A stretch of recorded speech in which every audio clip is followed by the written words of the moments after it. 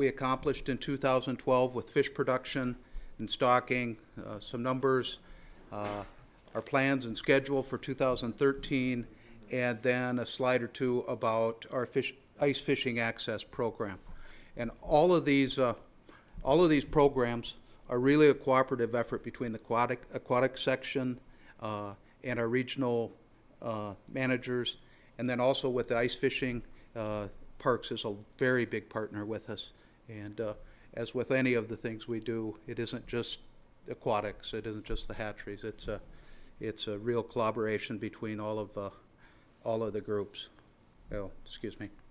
So in 2012, we stocked 267 different waters with 11 fish species stocked from our hatcheries. That is over 60.2 million individual fish and 6.8 million perch eggs, which I'll talk about a little later. That's an evaluation we're working on to look at ways to establish perch populations in some places that don't have good reproduction or reproductive habitat.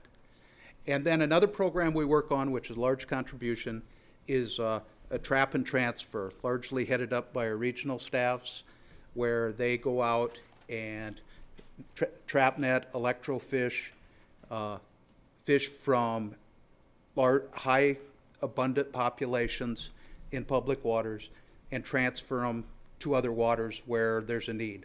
And generally, these fish are concentrated, the 195,000, to a large degree were concentrated in areas close to urban sites and our urban fisheries, for example, Family Park Pond in Sioux Falls, which has been a very successful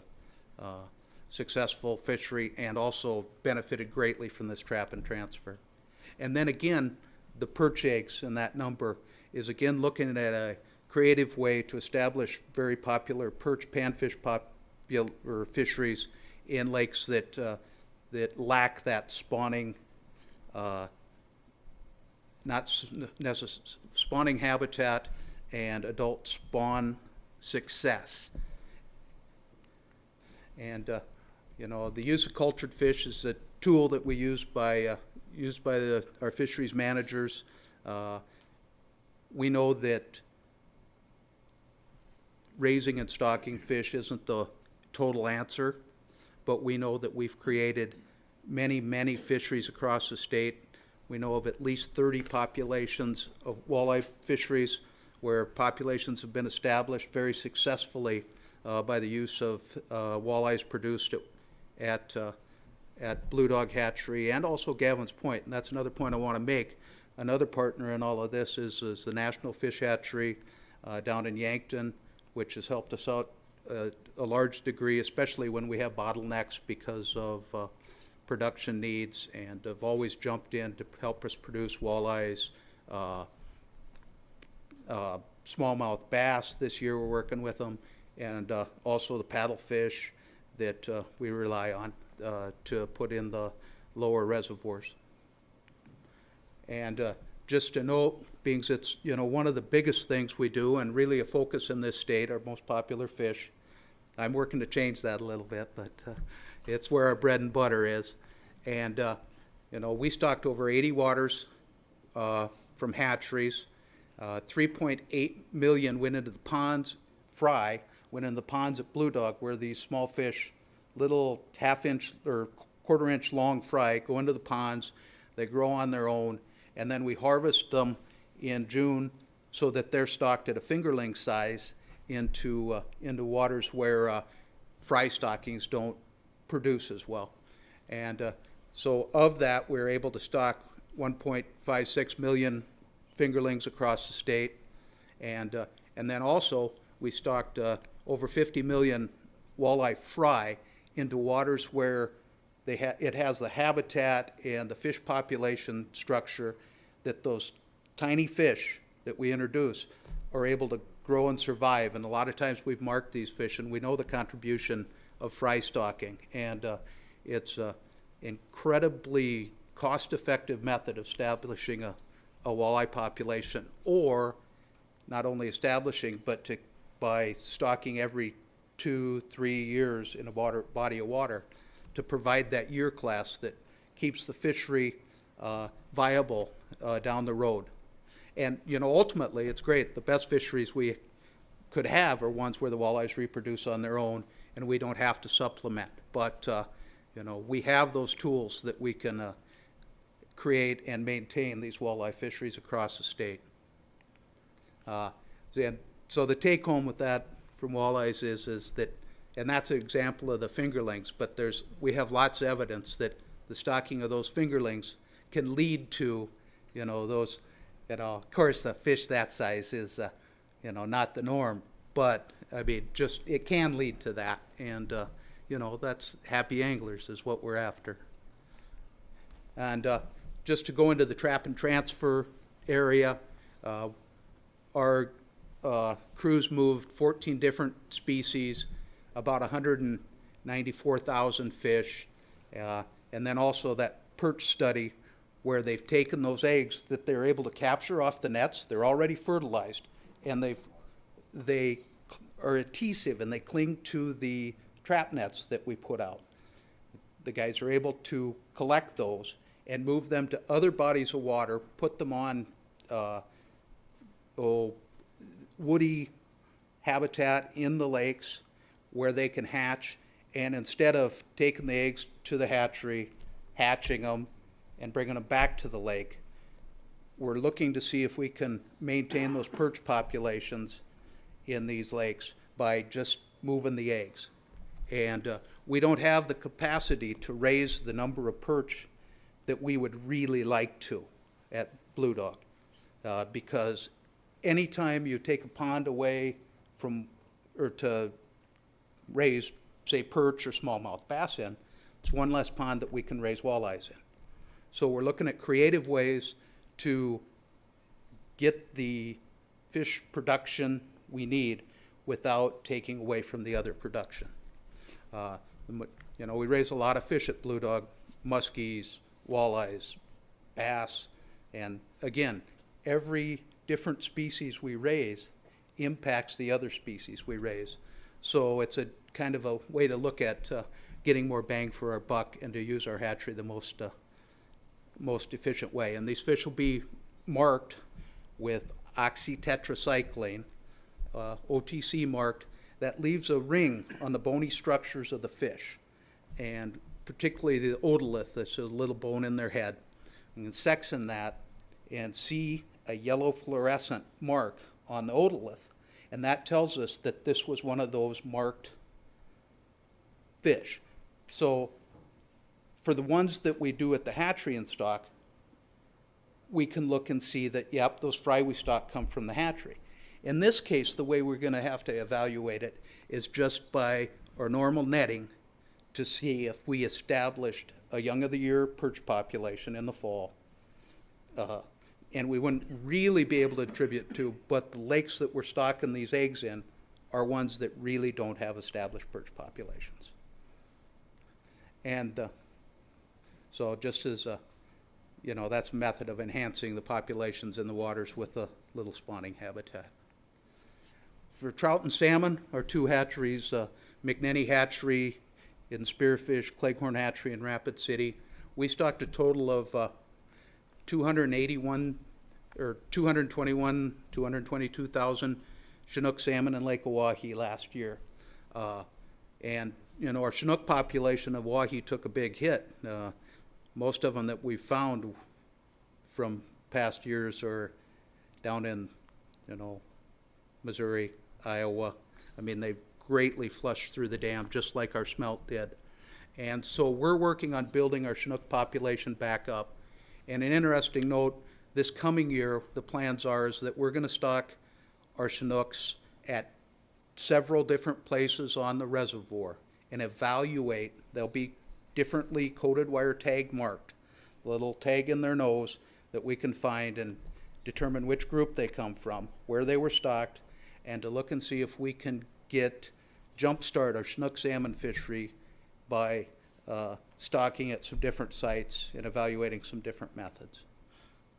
And also, one of the biggest investments we have in our hatchery system, we stocked 229,000 catchable rainbow trout and some brown trout across the whole state. primarily in the Black Hills, but we use these catchable trout in our urban fisheries, Family Park Pond in Sioux Falls, where we'll stock trout in the spring when the water temperatures are cool, and then the guys will work that trap and transfer fish to try to keep a nice fishable population in those more urban settings.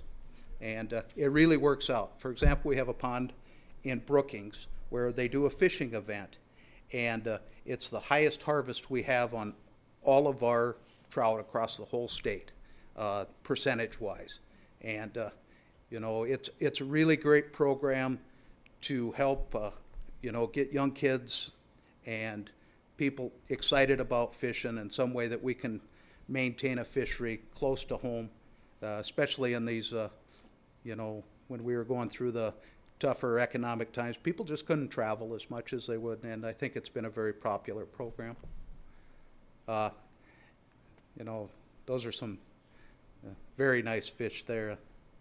Actually, the gentleman on the far side's Wes Buska, who used to work for us, and he caught that trout up in Crow Creek below McNinney Hatchery. And then new for 2013 in our hatchery systems, one of the big things is the water heating system that the commission approved us to pursue a couple of years ago, and I can tell you that it's up and running in heat and water as we speak.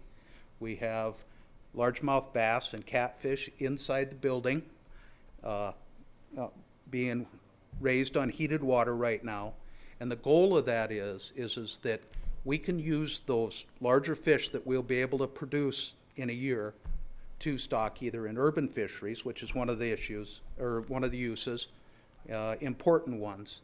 And by raising catfish fingerlings from October till April, we can have maybe a 10-inch catfish, and which maybe is not huge, but in an urban fishery setting, that can be a good use. But also, we can take those catfish in April and stock them out into one of the rearing ponds, and maybe by August then have a 14-inch catfish, which is a really nice product that we could use in those urban fisheries.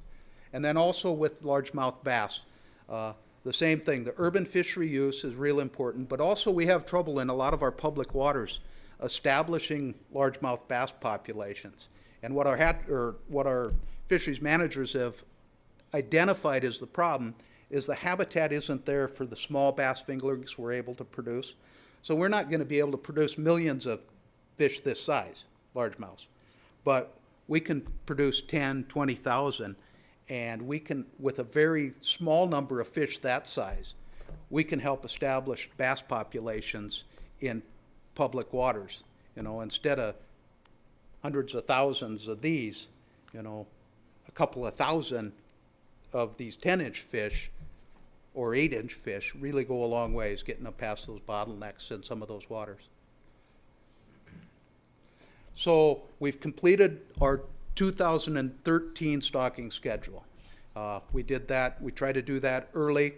We just had a meeting to complete it on a statewide basis, and that's a joint project where our fisheries managers from the regions, our fisheries biologists that work for the aquatic section, and our hatchery people all get together. We talk about the number of fish we're going to have available, the number of fish that the managers have determined through their surveys of anglers, their surveys of fish populations, weather conditions, and how many they believe they need. And this is really not a static, that's a dynamic document. It's a adaptive management at its best, because as we go down the road here, we'll know more what our water conditions are in the state. Drought continues, you know, we may have places that there's no reason to stock and we can reprogram those fish to another water. Or we may find that we had winter kill and we have opportunities. So we have a process by which we can modify that schedule very quickly. And, you know, those things that affect that are water conditions, you know, the egg take and hatchery production for a particular year, and then new opportunities that might arise.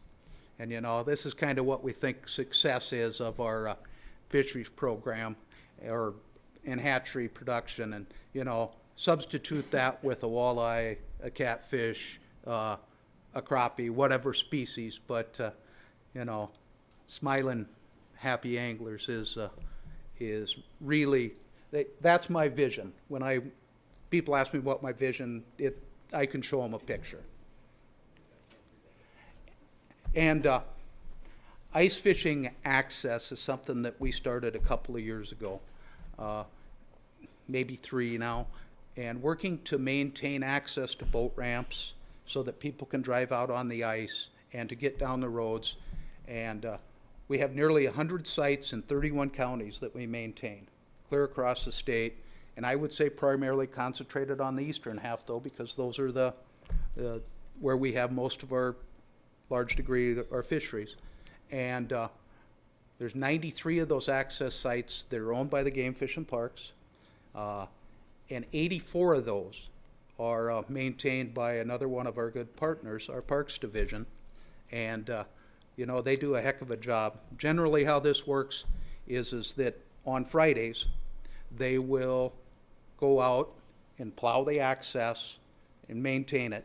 And because there's so many, it's try to open it for the weekend. Well, it may blow back in over the week, and we generally just can't get there again. So we try to do it so that they're open for the weekend. And then also there's a website listed there on our page that you can go and look and see what lakes these sites are, lake and counties. And also then what we're working with our Chris Marsh and Chelsea Weston and their people as far as in our mapping area. And we're working to provide yet this winter an interactive map where the public can go open up the map, see the sites, see how to get there, and then also there will be a section so that the people that maintain these accesses can go in and put in the date that they were last